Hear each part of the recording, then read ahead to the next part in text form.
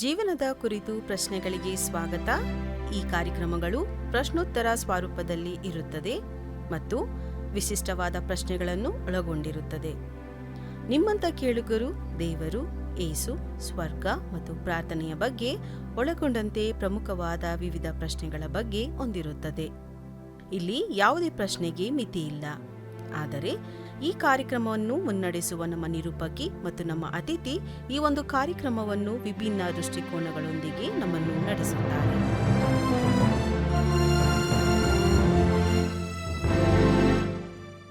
ನಮಸ್ಕಾರ. Christ the world ಹಾಗೂ FIBA India ಪ್ರಸ್ತುತಪಡಿಸುತ್ತಿರುವ ಜೀವನದ ಕುರಿತು ಪ್ರಶ್ನೆಗಳು ಈ ಕಾರ್ಯಕ್ರಮಕ್ಕೆ ನಿಮ್ಮೆಲ್ಲರಿಗೂ ಮತ್ತೊಮ್ಮೆ ಸ್ವಾಗತ. ನಾನು ವಿದ್ಯಾ. ನಿಮ್ಮೆಲ್ಲರಿಗೂ ತಿಳಿದಿರುವ ಹಾಗೆ ನಮ್ಮ ಈ ಕಾರ್ಯಕ್ರಮದಲ್ಲಿ ನಿಮ್ಮೆಲ್ಲರಿಗೂ ಇರಬಹುದಾದ ಜೀವನದ ಪ್ರಾಮುಖ್ಯವಾದ ವಿಷಯಗಳು ಅಥವಾ ಸಾಮಾನ್ಯವಾಗಿ ನಿಮಗೆಲ್ಲರಿಗೂ ಬರಬಹುದಾದ ವಿಷಯ ಕುರಿತು ನಾವಿಲ್ಲಿ ಚರ್ಚಿಸುತ್ತೇವೆ.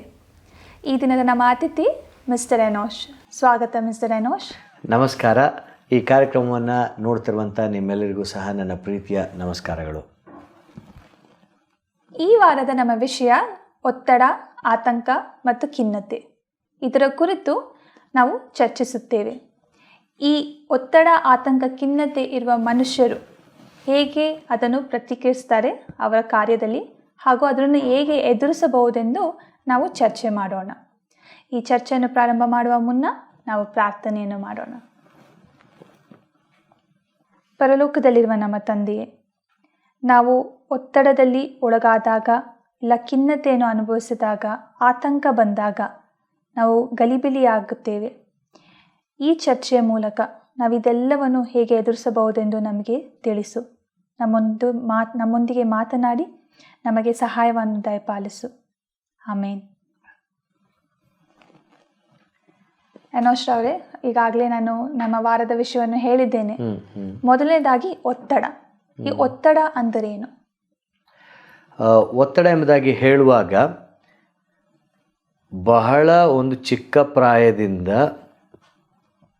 ಬಹಳ ಪ್ರಾಯವಾದವರು ತನಕ ಪ್ರತಿಯೊಬ್ಬರು ಅನುಭವಿಸುವಂಥ ಒಂದು ಭಾವನೆ ಎಂಬುದಾಗಿ ಹೇಳ್ಬೋದು. ಎಲ್ಲರಿಗೂ ಅದು ಈ ದಿನಮಾನಗಳಲ್ಲಂತೂ ಎಲ್ಲರೂ ಈ ಒಂದು ಒತ್ತಡವನ್ನು ಅನುಭವಿಸ್ತಾ ಇದ್ದಾರೆ. ಮೊದಲನೇದಾಗಿ ನಾನು ಈ ಒಂದು ಪ್ರಶ್ನೆಗೆ ಉತ್ತರವನ್ನು ಹೇಳುವಾಗ ನಾನೊಬ್ಬ ಸೈಕ್ಯಾಟ್ರಿಸ್ಟ್ ಆಗಿ ನಾನು ಈ ಪ್ರಶ್ನೆನ ಉತ್ತರ ಹೇಳ್ತಾ ಇಲ್ಲ. ಆದರೆ ಕೇವಲ ಅನುಭವದ ಮೂಲಕ ಓದಿರುವಂಥದ್ದು, ಕೇಳಿರುವಂಥದ್ದು, ನೋಡಿರುವಂಥದ್ದರ ಮೇರೆಗೆ ನಾನು ಈ ಪ್ರಶ್ನೆಗಳಿಗೆ ಉತ್ತರವನ್ನು ಕೊಡಲು ನಾನು ಇಚ್ಛಿಸ್ತೇನೆ. ಹೇಗೂ ಈ ಒತ್ತಡ ಎಂಬುದಾಗಿ ಹೇಳುವಾಗ ಒಂದು ರೀತಿಯಾದಂತಹ ಒಂದು ಪ್ರಭಾವಕ್ಕೆ ಒಳಗಾದಾಗ ಈಗ ನಮಗೆ ಕಷ್ಟಗಳು ಬರ್ತವೆ ಅಥವಾ ನಮಗೆ ಯಾವುದಾದ್ರು ಸವಾಲುಗಳು ಬರ್ತವೆ. ಈ ಕಷ್ಟಗಳು, ಸವಾಲು ಬರುವಾಗ ಅದನ್ನು ಹೇಗೆ ಎದುರಿಸಬೇಕು ಅದು ನಮಗೆ ಒತ್ತಡವನ್ನು ತರ್ತದೆ. ಈ ಒತ್ತಡ ಅನೇಕ ಸಮಯದಲ್ಲಿ ನಮ್ಮ ಜೀವಿತದಲ್ಲಿ ಬಹಳ ಭಯವನ್ನು ಹಾಗೂ ನಾವು ಮಾಡಬೇಕಾಗಿರುವಂಥ ರೀತಿಯಲ್ಲಿ ಕೆಲಸವನ್ನು ಮಾಡುವುದಕ್ಕೆ ಬಿಡುವುದಿಲ್ಲ. ಇದು ಒತ್ತಡ ಎಂಬುದಾಗಿ ನಾವು ತಿಳಿಯಬಹುದು. ಇವಾಗ ತುಂಬ ಕಾಮನ್, ನೀವು ಹೇಳ್ದಂಗೆ ಎಲ್ಲ ಪ್ರಾಯದವರು ಇದನ್ನ ಅನುಭವಿಸ್ತಾರೆ. ಸ್ಟ್ರೆಸ್ಫುಲ್ ಲೈಫ್ ಅದು ಕಾಮನ್ ಆಗಿಬಿಟ್ಟಿದೆ. ಸ್ಟ್ರೆಸ್ ಇಲ್ದಿರ ಗೇನಿಲ್ಲ ಅಂತೆಲ್ಲ ಅವ್ರವರೇ ಕೋಟ್ ಮಾಡ್ಕೊತಾರಲ್ಲ. ಇದನ್ನ ತಪ್ಪಿಸ್ಬೋದಾ? ತಪ್ಸಕ್ಕಾಗಲಿಲ್ಲ ಅಂದರೆ ಹೇಗೆ ಅದನ್ನು ಎದುರಿಸೋದು? ನೋಡಿ, ಒತ್ತಡ ಅನ್ನುವಂಥದ್ದನ್ನು ನಾವು ಎರಡು ರೀತಿಯಲ್ಲಿ ನೋಡ್ಕೊಳ್ಬಹುದು. ಒಂದು ನಕಾರಾತ್ಮಕವಾಗಿ, ಇನ್ನೊಂದು ಸಕಾರಾತ್ಮಕವಾಗಿ. ನಕಾರಾತ್ಮಕವಾಗಿ ನಾನು ಹೇಳುವಾಗ ಅನೇಕ ಬಾರಿ ನಮಗೆ ಮಾಡುವಂಥ ಕೆಲಸವನ್ನು ಸರಿಯಾದ ರೀತಿಯಲ್ಲಿ ಮಾಡುವುದಕ್ಕೆ ಬಿಡುವುದಿಲ್ಲ. ಅದು ಒಂದು ರೀತಿಯಲ್ಲಿ ನಕಾರಾತ್ಮಕವಾಗಿ. ಈಗ ನಾವು ಪಾಸಿಟಿವ್ ಆಗಿ ನೋಡ್ಕೊಳ್ಬೇಕಂದ್ರೆ ನೋಡಿ, ನಿಮಗೆ ಆ ಒತ್ತಡ ಇದ್ರೇ ಒಂದೊಂದು ಬಾರಿ ಕೆಲಸವನ್ನು ಚೆನ್ನಾಗಿ ಮಾಡಲಿಕ್ಕೆ ಸಹಾಯ ಆಗುತ್ತೆ ಅಲ್ವಾ? ಹೇಗೆ ಅಂದರೆ ಇವಾಗ ನಿಮ್ಗೆ ಏನಾದರೂ ಒಂದು ಹೊಸ ಅಸೈನ್ಮೆಂಟ್ ಕೊಟ್ಟಿದ್ದಾರೆ, ಇಲ್ಲ ಹೊಸ ಪ್ರಾಜೆಕ್ಟ್ ಹಾಕಿದ್ದಾರೆ, ಯಾವ ರೀತಿಯಲ್ಲಿ ಮಾಡಬೇಕು.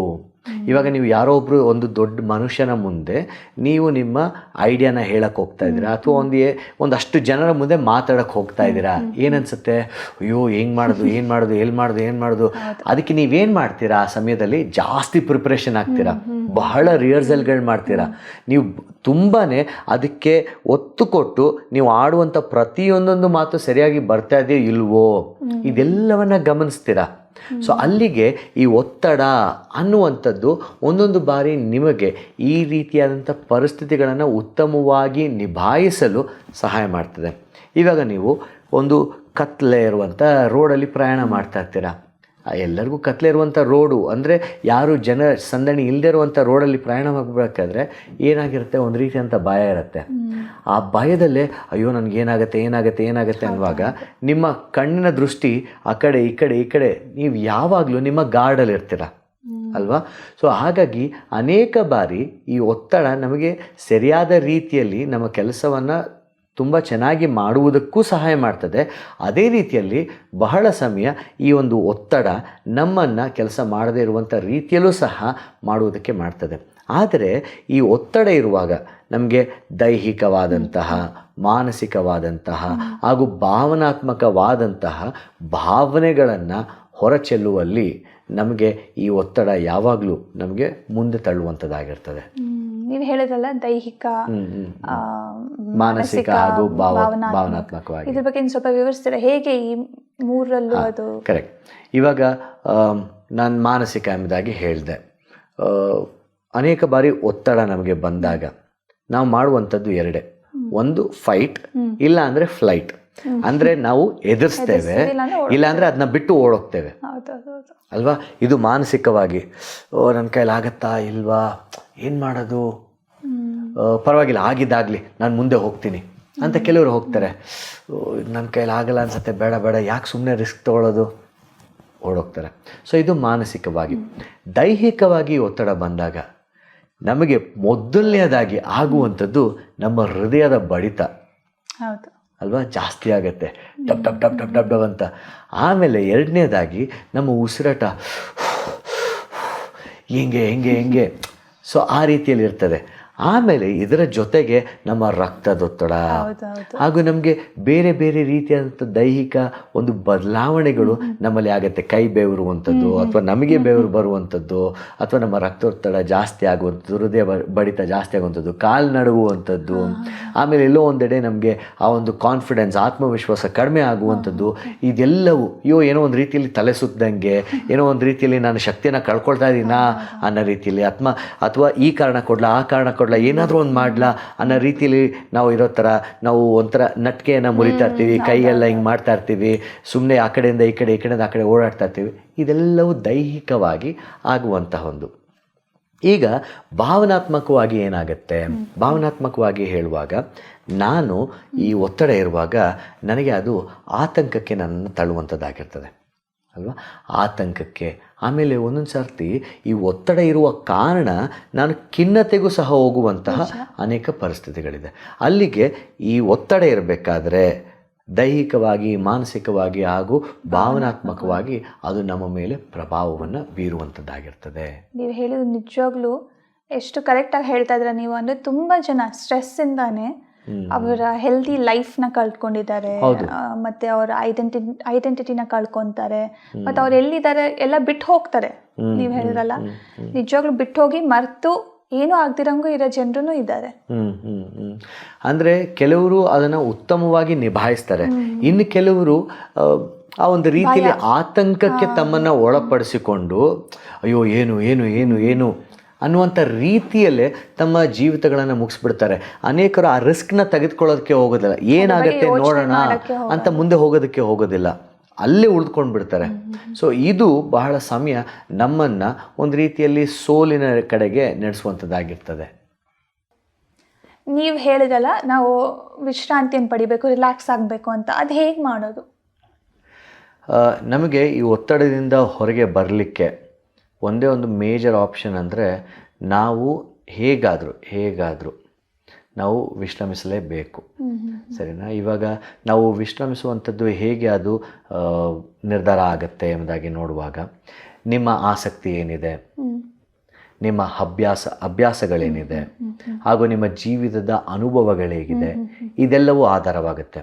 ಇದ್ರ ಜೊತೆಗೆ ಇವಾಗ ನೀವು ಹೆಚ್ಚಿನ ಸಮಯ ಇವಾಗ ನೀವು ಕೆಲವೊಂದು ಸತಿ ಆಟ ಆಡೋದ್ರಲ್ಲಿ, ಇಲ್ಲಾಂದರೆ ಧ್ಯಾನ ಮಾಡೋದ್ರಲ್ಲಿ, ಇಲ್ಲಾಂದರೆ ಎಕ್ಸಸೈಸ್ ಮಾಡೋದ್ರಲ್ಲಿ, ಇಲ್ಲಾಂದರೆ ನಿಮ್ಮ ಫ್ರೆಂಡ್ಸ್ಗಳನ್ನು ಹೋಗಿ ಮೀಟ್ ಮಾಡೋದ್ರಿಂದ, ಅಥವಾ ನಿಮ್ಮ ಮನಸ್ಸು ಯಾವ ರೀತಿಯಲ್ಲಿ ಹಗುರವಾಗ್ತದೆ ಆ ರೀತಿಯಾದಂಥ ಸರಿಯಾಗಿರುವಂಥ ಕೆಲಸಗಳನ್ನು ಮಾಡುವುದರಿಂದ ನೀವು ನಿಮ್ಮ ಒಂದು ಒತ್ತಡವನ್ನು ಆ ಒಂದು ವಿಶ್ರಮದ ಒಂದು ಪರಿಸ್ಥಿತಿಗೆ ತರಬಹುದು. ಸರಿನಾ? ಒಂದು ರೆಸ್ಟ್ಫುಲ್ ಸ್ಟೇಜ್ಗೆ. ಯಾಕೆಂದರೆ ನಮಗೆ ಈ ಒಂದು ವಿಶ್ರಾಂತಿ ಅನ್ನುವಂಥದ್ದು ಬೇಕು. ದೇವರು ನಮಗೆ ವಿಶ್ರಾಂತಿಯನ್ನು ಮಾಡಲಿಕ್ಕೆ ಹೇಳಿದ್ದಾನೆ. 6 ದಿನ ಆತನ ಸೃಷ್ಟಿ ಮಾಡಿ 7ನೇ ದಿನ ಏನಂತ ಮಾಡಿದ್ರು, ಇದು ಸಬ್ಬತ್ತು, ನೀವು ವಿಶ್ರಮಿಸಿ. ಹಾಗೂ ನಾವು ಆ ಒಂದು 50 ವರ್ಷದ ಆಚರಣೆಯನ್ನು ನಾವು ನೋಡುವಾಗ, ಜೂಬ್ಲಿ ಇಯರ್ಸ್ ಅಂತ ನಾವು ನೋಡ್ತೇವಲ್ಲ, ಅದರಲ್ಲಿ ನೋಡಬೇಕಾದ್ರೆ ಇಷ್ಟು ವರ್ಷ ದುಡಿತಿರಲ್ಲ, 1 ವರ್ಷ ಬ್ರೇಕ್ ಕೊಡಿ. ಅಂದರೆ ನಿಮ್ಮ ಮನಸ್ಸು ಸಹ ಒಂದು ರೀತಿಯಲ್ಲಿ ನವೀಕರಣ ಆಗಬೇಕು, ಅಂದರೆ ರಿಜುವನೇಟ್ ಆಗಬೇಕು. ಅದು ಆಗಿಲ್ಲದೆ ಹೋದಾಗ ನೀವು ಅದೇ ರೀತಿಯಲ್ಲಿ ನಿಮ್ಮ ದೇಹವನ್ನು ಓಡಿಸ್ತಾ ಇದ್ದರೆ ಅದು ಎಲ್ಲಿಗೂ ಹೋಗಿ ತಲುಪುವುದಿಲ್ಲ. ನಿಮ್ಮ ಆರೋಗ್ಯನೂ ಹದಗೆಡ್ಬೋದು. ಎಲ್ಲೋ ಒಂದೆಡೆ ನೀವು ಆ ಒತ್ತಡದಿಂದ ಹೊರಗೆ ಬರಲು ಒಂದೆಡೆ ನೀವು ವಿಶ್ರಾಂತಿಯನ್ನು ಬಯಸಲೇಬೇಕು ಅಥವಾ ವಿಶ್ರಾಂತಿಯನ್ನು ಹುಡುಕಲೇಬೇಕು. ಸತ್ಯವೇದದಲ್ಲಿ ನಮಗೆ ಇದು ತಿಳಿಸ್ಕೊಡುತ್ತೆ.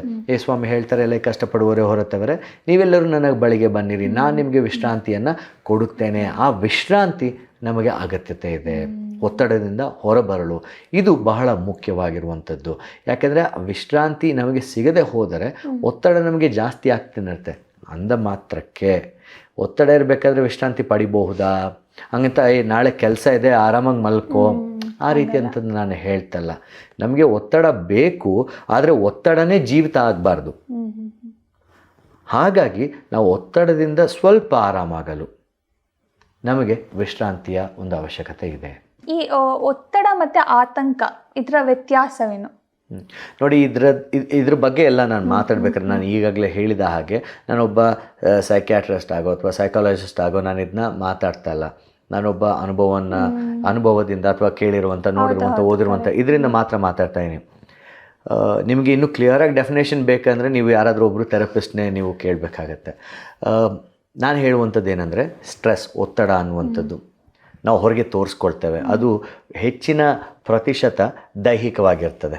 ನಾವು ಅದನ್ನು ಹೊರಗೆ ಹಾಕಬೇಕಾದ್ರೆ ನಾವು ಹೇಗೆ ನಮ್ಮನ್ನು ನಾವು ಹೊರಗೆ ತೋರಿಸ್ಕೊಳ್ತೇವೆ ಅದು ಒತ್ತಡ ಆಗಿರ್ತದೆ. ಅದು ನಮ್ಮಲ್ಲಿ ನೀಟಾಗಿ ಗೊತ್ತಾಗ್ಬಿಡುತ್ತೆ.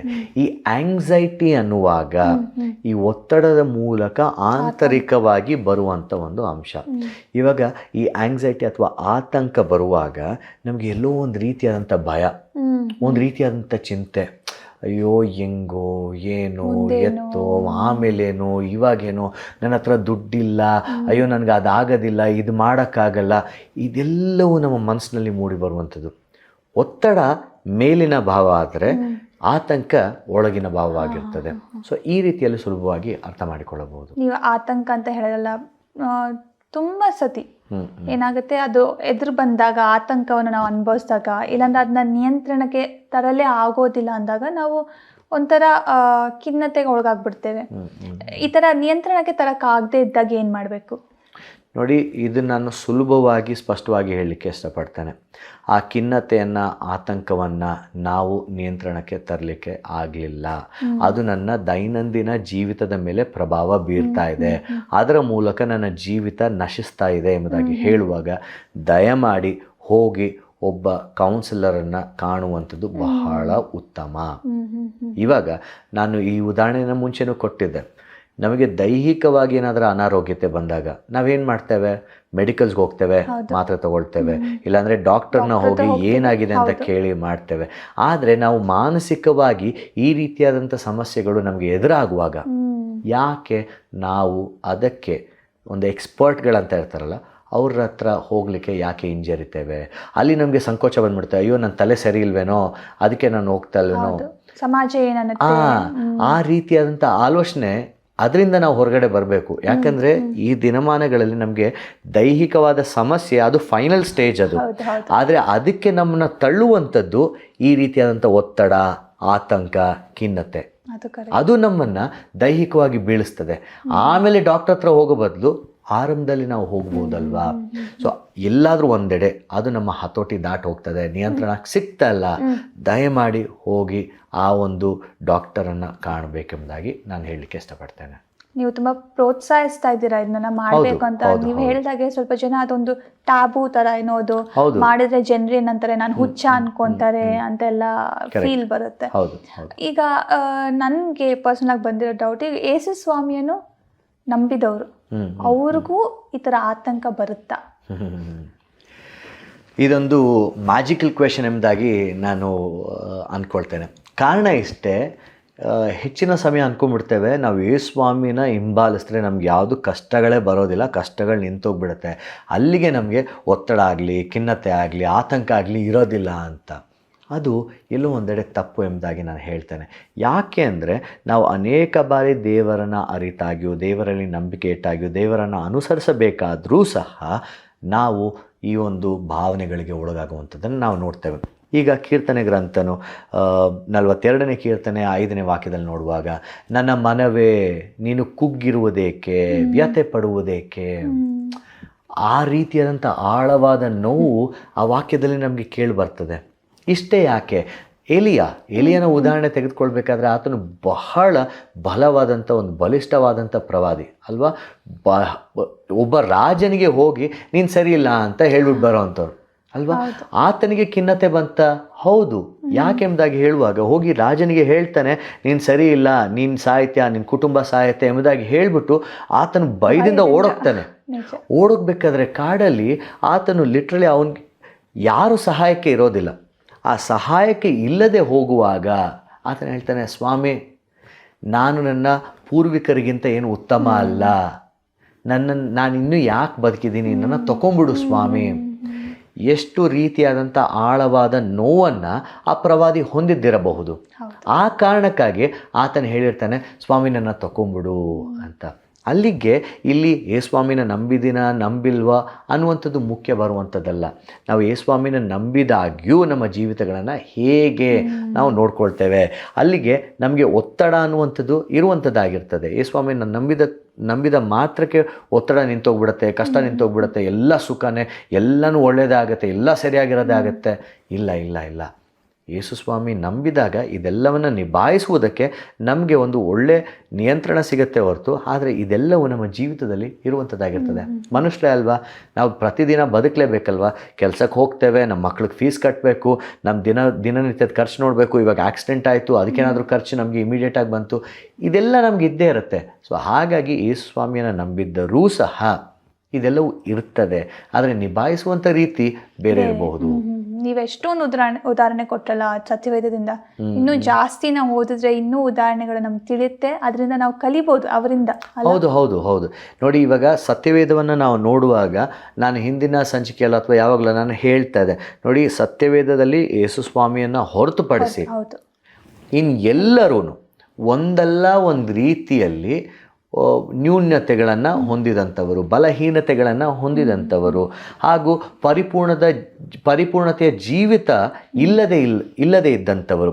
ಹಾಗಾಗಿ ಅವರುಗಳ ಕತೆ ಈ ಒಂದು ಸತ್ಯವೇದದಲ್ಲಿ ಇದೆ.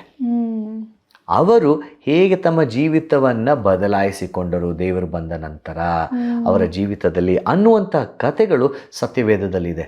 ಅಲ್ಲಿಗೆ ಈ ಒಂದು ಸತ್ಯವೇದದಲ್ಲಿ ನಮಗೆ ಓದಬೇಕಾದರೆ ಅನೇಕ ಉದಾಹರಣೆಗಳು ನಮಗೆ ಸಿಗುತ್ತೆ.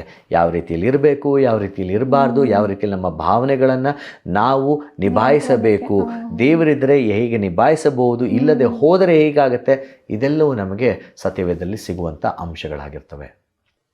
ನಮ್ಮ ವೀಕ್ಷಕರಿಂದ ಒಂದು ಪ್ರಶ್ನೆ, ಶೈಲಾ ಇವರು ಬರೆದಿರ್ತಾರೆ, ನಾನು ಅನುಭವಿಸುತ್ತಿರುವುದು ಖಿನ್ನತೆಯ ಅಥವಾ ದುಃಖವ, ಹೇಗೆ ತಿಳಿಯಬಹುದು? ನಾನು ಇವುಗಳನ್ನು ಪರಿಹರಿಸಲು ಪ್ರಯತ್ನಿಸಬೇಕೇ? ಹಾಗೂ ಈ ಖಿನ್ನತೆಗೆ ಯಾವ ರೀತಿಯ ಚಿಕಿತ್ಸೆಗಳು ಲಭ್ಯವಿದೆ? ಒಳ್ಳೆಯ ಪ್ರಶ್ನೆ. ಯಾಕೆಂಬುದಾಗಿ ಹೇಳುವಾಗ ಅನೇಕ ಸಮಯದಲ್ಲಿ ನಾನು ಖಿನ್ನತೆಯಲ್ಲಿದ್ದೇನಾ, ನಾನು ದುಃಖದಲ್ಲಿದ್ದೇನಾ, ಅಥವಾ ಬರೀ ದುಃಖನ ಅಥವಾ ಖಿನ್ನತೆನಾ? ನೋಡಿ, ಯಾವಾಗಲೂ ಒಂದು ಭಾವನೆ ನಿಮ್ಮ ಜೀವಿತವನ್ನು ಬಹಳ ಸಮಯಕ್ಕೆ ನಿಮ್ಮನ್ನು ಹಿಡಿದಿಟ್ಟಿದ್ರೆ, ಇವಾಗ ಅದು ದುಃಖವಾಗಿರಲಿ, ಅದರ ಮೂಲಕ ಬರುವಂಥ ಪ್ರಭಾವವಾಗಿರಲಿ, ಹೆಚ್ಚಿನ ಸಮಯ ನಿಮ್ಮನ್ನು ಹಿಡಿದಿಟ್ಟಿದ್ರೆ ಅದು ನಿಮಗೆ ಒಂದು ಅಲಾರ್ಮ್ ಇದ್ದಂಗೆ. ಅಂದರೆ ಏನೋ ಒಂದು ರೀತಿಯಾದಂಥ ತಪ್ಪಾಗಿದೆ, ಏನೋ ಸರಿ ಹೋಗ್ತಾ ಇಲ್ಲ ಅನ್ನುವಂಥದ್ದು.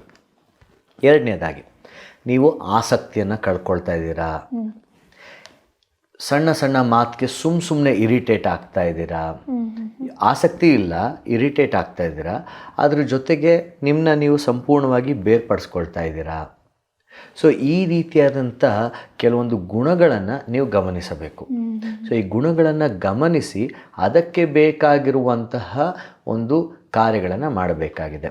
ಇವಾಗ ನೀವು ಇದಕ್ಕೆ ಹೇಗೆ ಪರಿಹಾರ ಮಾಡ್ಬೋದು? ಪ್ಲೀಸ್ ದಯಮಾಡಿ ನಿಮ್ಮ ಸ್ವಂತ ಶಕ್ತಿಯ ಮೇಲೆ ಇದನ್ನು ನಾನು ನಿಭಾಯಿಸ್ತೀನಿ ಅಂತ ಮಾಡೋದು ಬಹಳ ಕಷ್ಟ. ಇದು ನಾನು ಹೇಳ್ತಾ ಇರುವಂಥದ್ದು ನಿಯಂತ್ರಣ ತಪ್ಪಿ ಹೋದಾಗ. ನಾನು ಹೇಳ್ದಲ್ಲ, ಜಾಸ್ತಿ ಸಮಯ ನಿಮ್ಮ ಹತ್ರ ಇದ್ದಾಗ ನಿಮಗೆ ಇಂಟ್ರೆಸ್ಟ್ ಹೋಗ್ಬಿಟ್ಟಿದೆ, ಅದ್ರ ಮೂಲಕ ದೈಹಿಕವಾದಂಥ ಒಂದು ಹೊಟ್ಟೆ ನೋವು ಅಥವಾ ಏನೋ ಒಂದು ನಿಮಗೆ ದೈಹಿಕವಾದ ಬದಲಾವಣೆ, ನೀವು ಮಲ್ಕೊಳ್ತಾ ಇರುವಂಥ ಹೌದು ಅದೆಲ್ಲ ಎಫೆಕ್ಟ್ ಆಗುತ್ತೆ. ಆಮೇಲೆ ಇವಾಗ ನೀವು ಮಲ್ಕೊಳ್ತಾ ಇರುವಂಥ ಸೈಕಲ್ ಚೇಂಜ್ ಆಗಿಬಿಟ್ಟಿದೆ, ಮಲ್ಕೊಳ್ತಾ ಇದ್ರೆ ನಿದ್ದೆ ಮಾಡೋಕ್ಕಾಗ್ತಾ ಇಲ್ಲ, ಒಂದು ಕಡಿಮೆ ಊಟ ತಿಂತಿದ್ರೆ ಇವಾಗ ಜಾಸ್ತಿ ಊಟ ತಿನ್ನೋಕ್ಕೆ ಸ್ಟಾರ್ಟ್ ಮಾಡಿದರೆ, ಎಲ್ಲ ತುಂಬ ನೀವು ಊಟ ಮಾಡ್ತಾಯಿದ್ರಿ ಇವಾಗ ತಿಂತಾನೇ ಇಲ್ಲ, ನಿಮಗೆ ಇಂಟ್ರೆಸ್ಟೇ ಇಲ್ಲ, ಲಿಟ್ರಲಿ ಯಾವುದ್ರಲ್ಲೂ ಆಸಕ್ತಿನೇ ಇಲ್ಲ. ಈ ನಿಯಂತ್ರಣವೆಲ್ಲ ತಪ್ಪಿ ಹೋಗುವಾಗ ಎಲ್ಲೋ ಒಂದು ರೀತಿಯಲ್ಲಿ ಇದೆಲ್ಲ ಒಂದು ರೀತಿಯಾದಂಥ ಅಲಾರ್ಮ್. ಸೊ ನೀವು ಇದನ್ನು ಗುರುತಿಸಿ ನಿಮ್ಮ ಸ್ವಂತ ಶಕ್ತಿಯ ಮೇಲೆ ಅದನ್ನು ನಿಭಾಯಿಸುವಂಥದ್ದು ಬೇಡ. ನಾನು ಹೇಳಿದ ಹಾಗೆ ಅದಕ್ಕೆ ಸೂಕ್ತವಾಗಿರುವಂತಹ ಎಕ್ಸ್ಪರ್ಟ್ಗಳನ್ನು ಅಂದರೆ ಡಾಕ್ಟರ್ಗಳನ್ನು ಕಾಣುವಂಥದ್ದು ಬಹಳ ಉಪಯೋಗ. ಅದಕ್ಕೆ ಬೇಕಾಗಿರುವಂಥ ಟ್ರೀಟ್ಮೆಂಟ್ಗಳು ಅದನ್ನು ಹೇಳುವುದಕ್ಕೆ ನಾನು professionally I am not skilled. So ಹಾಗಾಗಿ ಹೇಳುವಂಥದ್ದು, ನೀವು ಅವರನ್ನು ಭೇಟಿ ಮಾಡಿದ್ರೆ ನಿಮಗೆ ಯಾವ ರೀತಿಯಾದಂಥ ಚಿಕಿತ್ಸೆ ಬೇಕು ಅದು ನಿಮ್ಮ ಸ್ಥಿತಿಯನ್ನು ನೋಡಿ ಅವರೇ ಅದನ್ನು ನಿರ್ಧರಿಸುವಂಥವರಾಗಿರ್ತಾರೆ. ಈಗ ಯಾರಾದರೂ ಈ ಒತ್ತಡದಿಂದ ಇಲ್ಲ ಆತಂಕದಿಂದ ಇಲ್ಲ ಖಿನ್ನತೆಯಿಂದ ಒಳಗಾಗಿದ್ರೆ ಅವ್ರನ್ನ ನಾವು ಹೆಂಗೆ ಬೆಂಬಲಿಸಬಹುದು, ಎಂಕರೇಜ್ ಮಾಡಿ ಸಹಾಯ ಮಾಡ್ಬೋದು? ಇವಾಗ ನಮ್ಮ ಸುತ್ತಮುತ್ತಲು ಇವಾಗಂತೂ ಈ ದಿನಮಾನಗಳಲ್ಲಿ ಬಹಳ ಜನ ಈ ಒಂದು ಖಿನ್ನತೆ, ಒತ್ತಡ, ಆತಂಕಕ್ಕೆ ಗುರಿಯಾಗಿರುವಂಥವರಿರ್ತಾರೆ. ನಿಮ್ಮ ಸುತ್ತಮುತ್ತಲು ನೀವು ನೋಡಿ ಜನರು ತುಂಬಾ ಈ ರೀತಿಯಾದಂಥ ಭಾವನೆಗಳಿಗೆ ಒಳಗಾದಂಥವರು ಇದ್ದಾರೆ. ಇವರಿಗೆ ನೀವು ಏನು ಮಾಡಬೇಕು ಎಂಬುದಾಗಿ ಹೇಳುವಾಗ, ದಯಮಾಡಿ ನೀವು ನಾನು ಎಲ್ಲವನ್ನ ಸರಿ ಮಾಡಿಬಿಡ್ತೇನೆ, ನೀನು ಮನೆ ಬಿಟ್ಟು ಈಚೆ ಬಾ, ಆಮೇಲೆ ಎಲ್ಲ ಸರಿ ಹೋಗ್ಬಿಡುತ್ತೆ ತನ್ನಷ್ಟಕ್ಕೆ ತಾನೇ ಅನ್ನುವಂತಹ ಮೆಷರ್ಗಳನ್ನು ಕೊಡೋದಕ್ಕೆ ಹೋಗಬೇಡಿ, ಮೊದಲನೇದಾಗಿ. ಎರಡನೇದಾಗಿ, ಕೇಳುವಂಥದ್ದು ಬಹಳ ಪ್ರಾಮುಖ್ಯ. ಯಾಕೆಂದರೆ ಅವರು ಯಾಕೆ ಆ ಪರಿಸ್ಥಿತಿಯನ್ನು ಅನುಭವಿಸ್ತಿದ್ದಾರೆ ಅದನ್ನು ಕೇಳುವಂಥವರು ನಾವಾಗಬೇಕು. ನಾವು ಫ್ರೆಂಡ್ ಅಂತ ಹೇಳುವಂಥದ್ದು ಸುಮ್ಮನೆ ನಾಮಕಾವಸ್ಥೆಗೆ ಅಲ್ಲ, ಅಥವಾ ಸಂತೋಷವಾಗಿ ಇರಬೇಕಾದ್ರೆ ಅಲ್ಲ, ಆದರೆ ಈ ಸಮಯದಲ್ಲೂ ಸಹ ನಾವು ಉಪಯೋಗ ಬರಬೇಕು, ಕೇಳುವಂಥದ್ದು ಎರಡನೇದಾಗಿ. ಮೂರನೇದಾಗಿ, ನೀವು ಅವರನ್ನು ಪ್ರೋತ್ಸಾಹಿಸಬೇಕು, ಸಕಾರಾತ್ಮಕವಾಗಿ ಪ್ರೋತ್ಸಾಹಿಸಬೇಕು. ಒಬ್ಬರಿಗೆ ಇನ್ನೊಬ್ಬರು ಬೆನ್ನೆಲುಬಾಗಿರಬೇಕು, ಕೈ ಹಿಡಿದು ಒಟ್ಟಿಗೆ ಸಾಗುವಂಥವರಾಗಿರಬೇಕು. ಆ ರೀತಿಯಾದಂಥ ಪ್ರೋತ್ಸಾಹ ಬೇಕಾಗಿದೆ. ಹಾಗೂ ನಾಲ್ಕನೆಯದಾಗಿ, ಇದು ಹತೋಟಿ ತಪ್ಪಿ ಹೋಗಿದೆ, ಖಿನ್ನತೆ ಜಾಸ್ತಿ ಆಗಿದೆ, ಆತಂಕ ಜಾಸ್ತಿ ಆಗಿದೆ ಅಥವಾ ಒತ್ತಡ ಜಾಸ್ತಿ ಆಗಿದೆ ಎಂಬುದಾಗಿ ಹೇಳುವಾಗ ಅವರಿಗೆ ಯಾವುದಾದ್ರೂ ಚಿಕಿತ್ಸೆಯನ್ನು ಕೊಡಿಸಬಹುದಾ, ಇದನ್ನು ನೀವು ಮಾಡಬೇಕಾಗಿದೆ. ಹಾಗೂ ಕಡೆಯದಾಗಿ, ಇದೆಲ್ಲದಕ್ಕಿಂತ ಮಿಗಿಲಾಗಿ ಅವರ ಜೊತೆಗೆ ಕೂತು ನೀವು ಪ್ರಾರ್ಥನೆ ಮಾಡಿ. ಯಾಕೆಂದರೆ ದುಃಖದಲ್ಲಿರುವಂಥವರನ್ನು, ನಾವು ಮನಗುದ್ದಿದಂಥವರನ್ನು ಪುನಃ ನಾವು ದೇವರೆಡೆಗೆ ತರುವುದಕ್ಕೆ ಅಥವಾ ಅವರು ಆ ಜೀವಿತವನ್ನು ಬದಲಿಸುವುದಕ್ಕೆ ನಾವು ಕರೆಯಲ್ಪಟ್ಟಿದ್ದೇವೆ. ಆ ಕೆಲಸವನ್ನು ನಾವುಗಳು ಅಥವಾ ನೀವು ಮಾಡಬೇಕಾಗಿದೆ.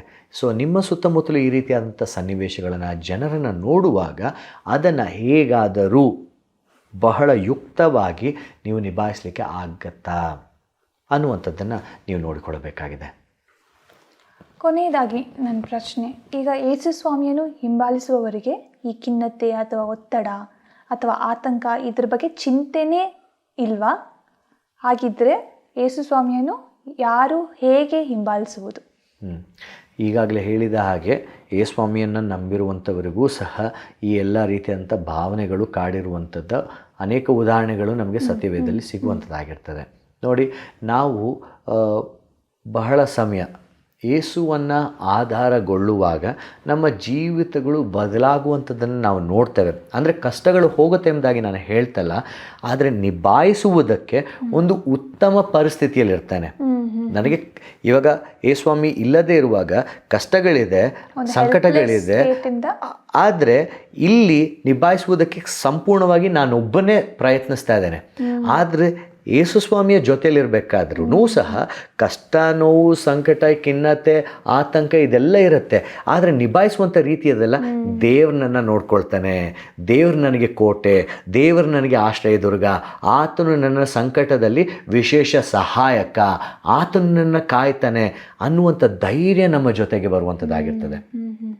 ಏನು ಗೊತ್ತಾ, ವಿಶೇಷವಾಗಿರುವಂಥದ್ದು ಯೇಸು ಸ್ವಾಮಿ ನಮ್ಮ ಜೊತೆ ಪ್ರಯಾಣ ಮಾಡ್ತಾನೆ. ಅದು ಬಹಳ ವಿಶೇಷ. ನಿಮಗೆ ದುಃಖ, ಸಂಕಟಗಳು, ನೋವು, ಖಿನ್ನತೆ ಇದೆಲ್ಲ ಇರಬೇಕಾದ್ರೆ ಯೇಸುವನ್ನು ಆತುಕೊಳ್ಳುವಾಗ ಆತನು ನಿಮ್ಮ ಜೊತೆಗೆ ಬರುವಾತನಾಗಿರ್ತಾನೆ. ನೋಡಿ, ಯೇಸು ಸ್ವಾಮಿಯನ್ನು ಹಿಂಬಾಲಿಸಬೇಕಾದ್ರೆ ನಾವು ಹೆಚ್ಚಾಗಿ ಮಾಡುವಂಥದ್ದು ಏನು ಅವಶ್ಯಕತೆ ಇಲ್ಲ. ನಮ್ಮ ಜೀವಿತ ಹೇಗಿದೆ ಅದನ್ನು ನಾವು ಪರೀಕ್ಷಿಸಿಕೊಳ್ಳಬೇಕು. ನಾವೇನಾದರೂ ತಪ್ಪು ಮಾಡಿದ್ದೇವಾ, ದೇವರ ಹತ್ರ ಹೋಗಿ ಕ್ಷಮಾಪಣೆಯನ್ನು ಕೇಳಿ ಆತನೊಂದಿಗೆ ಸಂಬಂಧವನ್ನು ಬೆಳೆಸಿ ವಾಕ್ಯವನ್ನು ಓದಿ ಪ್ರಾರ್ಥನೆ ಮಾಡಿ. ಇದರ ಮೂಲಕ ನಿಮಗೆ ಯಾವುದೇ ರೀತಿಯಾದಂಥ ಕಷ್ಟವಿದ್ದರೂ, ಅದು ಖಿನ್ನತೆ ಆಗಿರಲಿ, ಆತಂಕ ಆಗಿರಲಿ, ಒತ್ತಡ ಆಗಿರಲಿ, ಏನೇ ಆಗಿರಲಿ, ಉತ್ತಮವಾದ ಪರಿಸ್ಥಿತಿಯಲ್ಲಿ ನಿಭಾಯಿಸುವುದಕ್ಕೆ ದೇವರು ನಿಮಗೆ ಸಹಾಯ ಮಾಡ್ತಾನೆ. ನಿಮ್ಮೆಲ್ಲ ಉತ್ತರಗಳಿಗಾಗಿ ನಿಮಗೆ ಧನ್ಯವಾದಗಳು ಮಿಸ್ಟರ್ ನೋಶ್. ಧನ್ಯವಾದಗಳು. ಈ ಕಾರ್ಯಕ್ರಮವನ್ನು ವೀಕ್ಷಿಸ್ತಿರುವಂಥ ನಿಮಗೂ ಸಹ ನನ್ನ ಪ್ರೀತಿಯ ವಂದನೆಗಳು. ವೀಕ್ಷಕರೇ, ಈ ಸಂಚಿಕೆಯಲ್ಲಿ ನಾವು ಈಗಾಗಲೇ ತಿಳಿದಿದ್ದೇವೆ ನಮ್ಮ ಚರ್ಚೆಯ ಮೂಲಕ ಈ ಒತ್ತಡದಿಂದ ಬರುವ ಆತಂಕ, ಅದಕ್ಕೊಳಗಾಗಿ ಖಿನ್ನತೆ, ಇದನ್ನು ನಾವು ಹೇಗೆ ಎದುರಿಸಬಹುದು. ದೇವರು ಇಲ್ಲದಿದ್ದಾಗ ನಮಗೆ ಸಹಾಯವಿಲ್ಲದೆ ತೋಚುತ್ತದೆ, ಆದರೆ ದೇವರೊಂದಿಗೆ ಇದ್ದಾಗ ಇದೆಲ್ಲವನ್ನು ನಿಯಂತ್ರಣಕ್ಕೆ ತರಲು ಸಹಾಯ ನಮಗೆ ದೊರಕುತ್ತದೆ ಎಂದು ನಾವು ತಿಳಿದಿದ್ದೇವೆ. ನಿಮ್ಮಲ್ಲಿ ಯಾರಿಗಾದರೂ ಇಂಥ ವಿಷಯದಲ್ಲಿ ನೀವು ದುಃಖದಲ್ಲಿ ಒಳಗಾಗಿದ್ದರೆ ಅಥವಾ ಅದು ದುಃಖವಾ ಖಿನ್ನತೆ ಎಂದು ನಿಮಗೆ ಅರಿವು ಇನ್ನೂ ಬರದೇ ಇದ್ದರೆ ದಯವಿಟ್ಟು ನಮಗೆ ಬರೀರಿ.